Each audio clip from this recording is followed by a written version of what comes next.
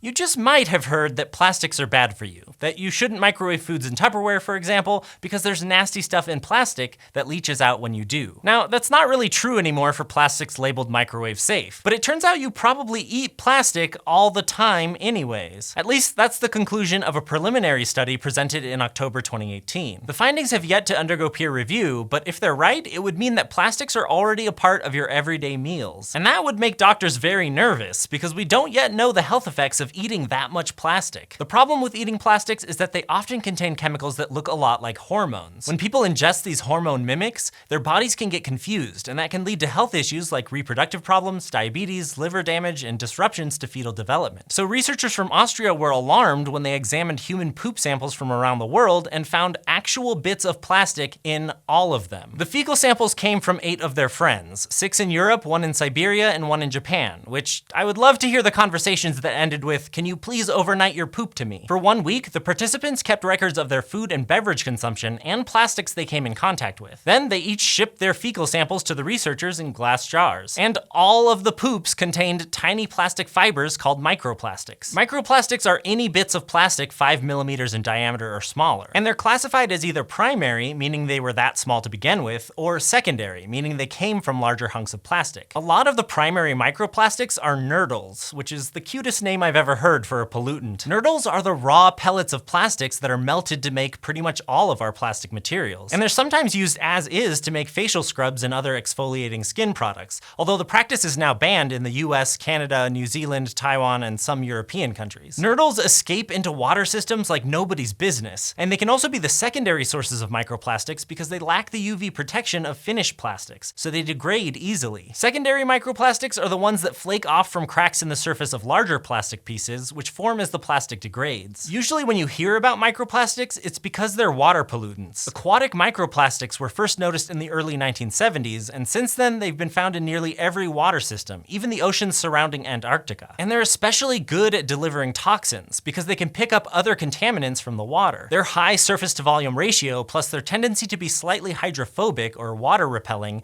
mean they readily absorb other highly toxic pollutants. And then when the particles are eaten, they deliver a concentrated dose straight into the body of the creature that consumed them. It's not yet clear how damaging the microplastics found in aquatic habitats actually are, but laboratory studies have suggested consuming them can cause serious health problems for lots of important species. So understandably, biologists have become concerned that they found microplastics in the bodies and droppings of all sorts of aquatic animals, from shellfish to seals. And if that's not bad enough, a lot of these compounds, and maybe even the tiny bits of plastic themselves, tend to stick around and concentrate in an animal's tissues. So when a bigger animal eats a lot of smaller animals that have a bunch of these bits of plastic inside of them, the bigger animal will get a larger dose, and so on up the food chain until they're eaten by people. Which brings us back to that study. The big question on everyone's minds is where the plastic bits came from. Since they were found in the participants' poop, they must have somehow consumed them. The whole plastic in marine animals thing might suggest a love of seafood is to blame, but only 6 of the participants reported eating fish or shellfish. In fact, the vast majority of microplastics are thought to form on land, because that's where plastics are exposed to the most intense sunlight and heat. And they can also be found in the air. Plastic fibers in carpeting and our clothing contribute to microplastic dust, which, like your garden variety dust, can become airborne and then settle on things, like your plates or food. Studies have suggested that you're exposed to a lot more microplastic via dust than your favorite mussel linguine. If dust was the source of the plastic particles seen in the study, it could be a tiny silver lining,